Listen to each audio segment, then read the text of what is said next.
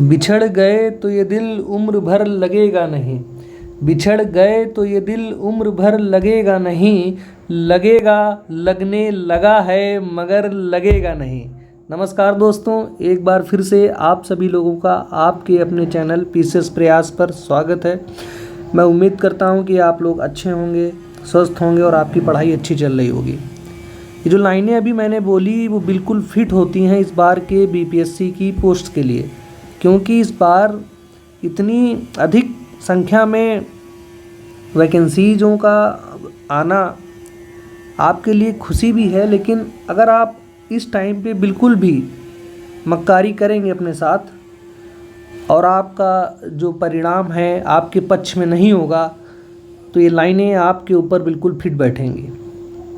तो अगर इस मनोस्थिति से आप नहीं गुजरना चाहते हैं तो अपने समय का बर्बादी ना करते हुए अपने लक्ष्य की ओर केंद्रित करें, एक सही स्ट्रेटजी का चुनाव करें और अपने ऊपर विश्वास रखें।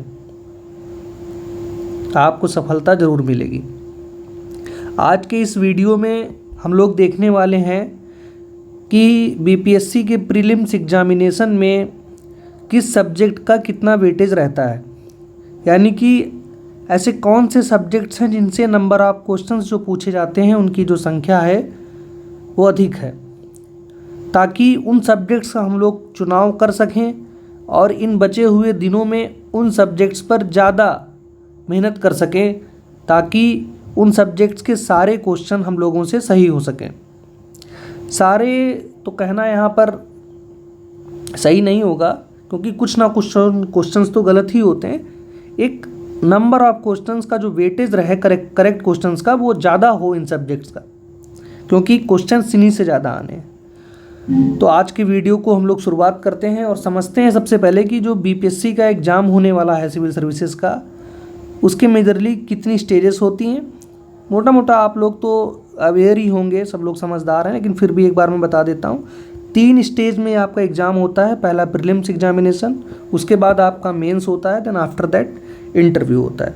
प्रीलिम्स का जो एग्जामिनेशन होता है उसमें आपके 150 क्वेश्चंस आते हैं जो 150 नंबर के ही होते हैं, जिसमें निगेटिव मार्किंग भी अब होने लगी है। निगेटिव मार्किंग कितने की होती है? 1/3 की निगेटिव मार्किंग है इसमें। अब तो एग्ज़ाम की डेट भी आयोग ने बता दी है, जो कि 17 नवंबर है।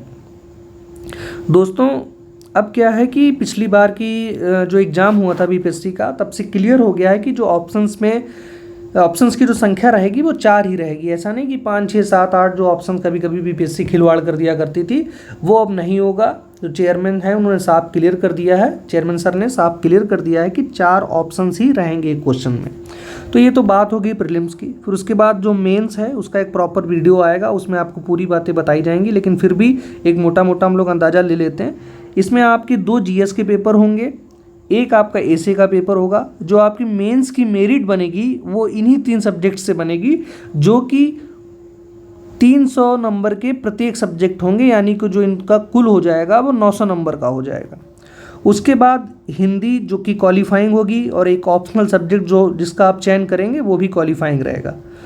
फिर आपका जो 3rd स्टेज है इंटरव्यू की, वो 120 नंबर का आपका इंटरव्यू रहेगा, और जो आपकी फाइनल मेरिट बनेगी वो आपकी 1020 नंबर में बनेगी। 900 नंबर आपके मेंस के और 120 नंबर आपके इंटरव्यू के। तो मेंस और इंटरव्यू ही है जो आपकी सिलेक्शन में आप किस पोस्ट पर सिलेक्ट होंगे उसको डिसाइड करेगा। लेकिन इन 2 स्टेज में पहुंचने के लिए आपको प्रीलिम्स की स्टेज को पास करना बहुत ही ज़रूरी है। इसमें कोई डाउट नहीं है कि प्रीलिम्स की जो मार्क्स हैं वो आपके फाइनल लिस्ट में नहीं जुड़ने वाले हैं, लेकिन मेरे दोस्तों, अगर आप इसमें अच्छा स्कोर नहीं करेंगे, अपनी कट ऑफ को क्लियर नहीं करेंगे, तो आप इन दोनों स्टेजेस में सम्मिलित ही नहीं हो पाएंगे। तो ये बात को आप बिल्कुल ना भूलें कि प्रीलिम्स को पास करना बहुत ही डिफ़िकल्ट होता जा रहा है दिन प्रतिदिन। इतना कंपटीशन बढ़ रहा है, उसमें आपको प्रीलिम्स के लिए अब बचे हुए समय में एक अच्छी सी मेहनत करनी चाहिए। मोटा मोटा देखा जाए तो लगभग अभी एग्ज़ाम के लिए कुछ 1-2 दिन हम लोग घटा देते हैं, तो मोटा मोटा भी 60 दिन आपके पास में है। यहाँ पर कुछ सालों का एनालिसिस है, जिससे आपको पता चलेगा कि किस सब्जेक्ट्स के कितने क्वेश्चंस आते हैं। 69th बीपीएससी में हम लोग देख सकते हैं कि हिस्ट्री से 26 क्वेश्चन आए, पॉलिटी से 13 क्वेश्चन आए, ज्योग्राफी से 15 क्वेश्चन एंड उसके बाद इकोनॉमी से 13, साइंस से 27 और आपके मैथ और रीजनिंग से 10 क्वेश्चन, बिहार स्पेशल से 19 क्वेश्चन, करंट अफेयर से 27 क्वेश्चन। इसमें मेरे कुछ दोस्त सोच रहे होंगे कि इसमें इन्वायरमेंट क्यों नहीं मेंशन है।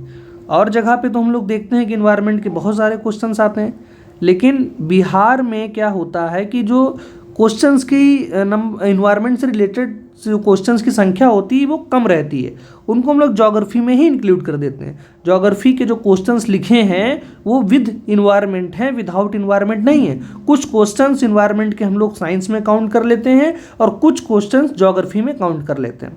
तो ऐसा नहीं कि जो ज्योग्राफी के टॉपिक्स आप लोग पढ़ते हैं उनको बिल्कुल इग्नोर कर देना है। ठीक उसी तरीके से हमने 68th को भी एनालाइज किया है, 67th का जो री एग्ज़ाम हुआ था उसको भी एनालाइज किया है और 67th का भी जो एग्ज़ाम हुआ था उसको भी एनालाइज किया है। इन सारे एग्ज़ाम्स में कितने क्वेश्चंस आए थे किस सब्जेक्टों से, वो सारी बातें मैंने यहाँ पर लिख दी है। इसका जो समराइज्ड फॉर्म है, जो आप इसको एनालाइज करके आप देखेंगे, आपको पता चलेगा कि जो सबसे ज़्यादा क्वेश्चंस आते हैं आपके history, science, current affairs, Bihar special और मैथ और रीजनिंग के तो फिक्स ही रहते हैं 10 क्वेश्चन। इसीलिए मैंने यहाँ पर लिख दिया है कि जो तैयारी के लिए जो सबसे बेस्ट कॉम्बिनेशन रहेगा सब्जेक्ट्स का वो यही रहेगा आपका हिस्ट्री, साइंस, करंट अफेयर्स और बिहार स्पेशल और मैथ और रीजनिंग। अगर आप मोटा मोटा एवरेज निकालेंगे तो इतिहास के भी आपको 25 क्वेश्चन देखने को मिलेंगे, साइंस के भी लगभग 25 क्वेश्चन देखने को मिलेंगे, करंट अफेयर्स के भी लगभग 25 क्वेश्चन देखने को मिलेंगे और बिहार स्पेशल के भी लगभग आपको 25 क्वेश्चन देखने को मिलेंगे और मैथ और रीजनिंग के भी लगभग आपको 10 क्वेश्चन मिलेंगे। लगभग क्या है, तो फिक्स ही रहता है कि 10 क्वेश्चन आते ही हैं। कुल मिला के आपके 110 क्वेश्चन इन्हीं सब्जेक्ट से हो जा रहे हैं। बाकी आपके भी 40 क्वेश्चन बचे हैं जो आपकी रिमेनिंग सब्जेक्ट्स हैं, जो आप इतने लंबे समय से तैयारी कर रहे हैं, कुछ ना कुछ क्वेश्चंस तो आप उनसे भी कर पाएंगे। तो आप मोटा मोटा देखेंगे कि इन सब्जेक्ट्स के कॉम्बिनेशन जो हमने बनाए हैं, अगर इसको अच्छे से तैयार करेंगे और बाकी सब्जेक्ट्स में अभी तक जो भी हम लोगों ने पढ़ा है उसको सिर्फ रिवाइज करते रहेंगे, तो आप ईजिली 130 to 135 क्वेश्चंस आप लोग अटेम्प्ट कर लेंगे आसानी से। फिर अब हम लोग बात करने वाले हैं कि ऐसा क्या है जो हमें ज़रूर करना चाहिए। कुछ चीज़ें हम लोग छोड़ भी दें वो चलेगा, लेकिन कुछ चीज़ें ऐसी होती हैं जिनको आपको करना ही होता है। जैसे आप कभी भी ज़्यादा दिनों के लिए बिना पानी के सर्वाइव नहीं कर सकते हैं। हो सकता है कि आप थोड़े दिन खाना ना खाएं, फिर भी आपकी बॉडी अडाप्ट कर लेगी इन कंपेरिजन टू वाटर। ठीक उसी तरीके से सिविल सर्विसेज की तैयारी में भी खासकर कुछ ऐसी चीज़ें होती हैं जिनको आप बिल्कुल भी इग्नोर नहीं कर सकते। उसमें सबसे पहले नंबर पर आता है प्रीवियस ईयर क्वेश्चंस। वो चाहे कहीं का भी हो, सब में जो वेटेज रहता है बहुत ही ज़्यादा रहता है। सबसे पहले नंबर पर आपको PYQ को कंप्लीट करना है, लगभग 1994 से लेकर के जो लास्ट पेपर हुआ है, यानी कि आपका 2023 का। दूसरे नंबर पर आपको प्रैक्टिस करनी है क्वेश्चंस की, जितनी ज़्यादा से ज़्यादा आप लोग प्रैक्टिस कर सकते हैं उतनी प्रैक्टिस करनी है। तीसरी और सबसे मोस्ट इम्पॉर्टेंट बात कि आपको जो रिवीजन करना है, यानी जो रिवीजन का आपका टाइम है उसको बढ़ा देना है। रिवीजन की यहाँ पर कोई संख्या नहीं है, जितनी बार आप रिवाइज कर लें उतना ही अच्छा रहेगा। अब यहाँ पर हम लोग बात करते हैं कि अक्सर आपने सुना होगा कि हमको हार्ड वर्क के साथ साथ स्मार्ट वर्क भी करना चाहिए, लेकिन कोई ये नहीं बताता है कि स्मार्ट वर्क की आखिर है क्या।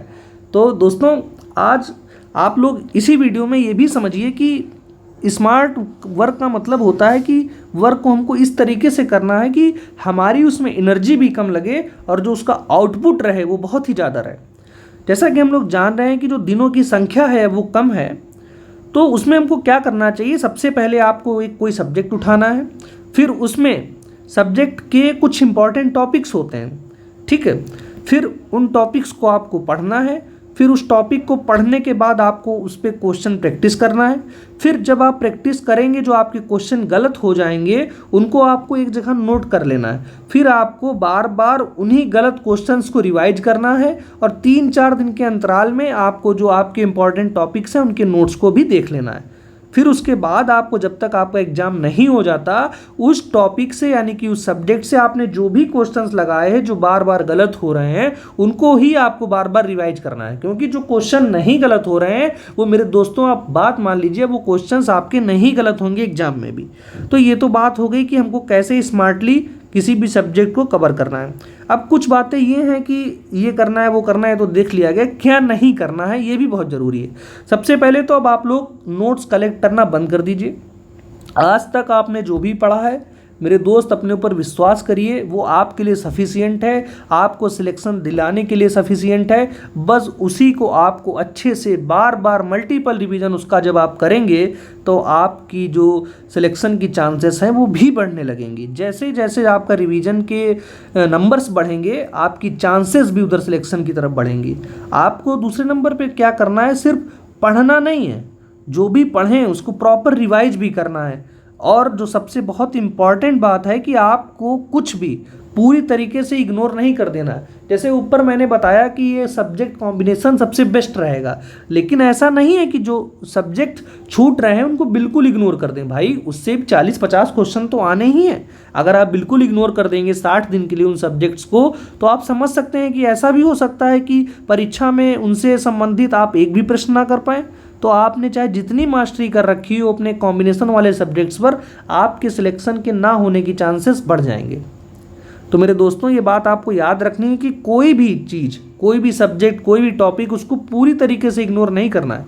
जो सब्जेक्ट्स की प्रायोरिटी लिस्ट में हमने उनको नीचे रखा है, लेकिन फिर भी उनको में हमको कुछ अलग से नहीं करना है, उनको एक बार देख लेना है। जो आपका मैटर है बस उसको कभी कभी हफ्ते 2 हफ्ते के अंतराल में उसको रिवाइज कर लेना। ठीक, ये सारी बातें हो गई। मैं उम्मीद करता हूँ कि आपको समझ में आया होगा कि किस तरीके से आपको किस डायरेक्शन में अपनी पढ़ाई को आगे ले जाना है, किन सब्जेक्ट्स का ज़्यादा वेटेज रहने वाला है। जो मैंने बात की इंपॉर्टेंट टॉपिक्स की, मैं कोशिश करूँगा कि हर सब्जेक्ट्स के इंपॉर्टेंट टॉपिक्स भी आप लोगों को एक एक वीडियो के माध्यम से प्रोवाइड करा दूँ। आप चैनल को सब्सक्राइब करिए और अधिक से अधिक लोगों को शेयर करिए। और आपको अगर किसी भी चीज़ की प्रॉब्लम है या आपके मन में कोई क्वेरी है तो आप उसको कमेंट बॉक्स में लिखिए, आपको उसका सॉल्यूशन उसमें दिया जाएगा। या आप डायरेक्टली मुझे मेल भी कर सकते हैं, डिस्क्रिप्शन बॉक्स में मेरी मेल मेंशन है, वहाँ से आप लोग मुझे मैसेज करेंगे तो मैं वहाँ पे भी रिप्लाई कर दूँगा। धन्यवाद दोस्तों, मिलते हैं फिर एक अगली वीडियो में।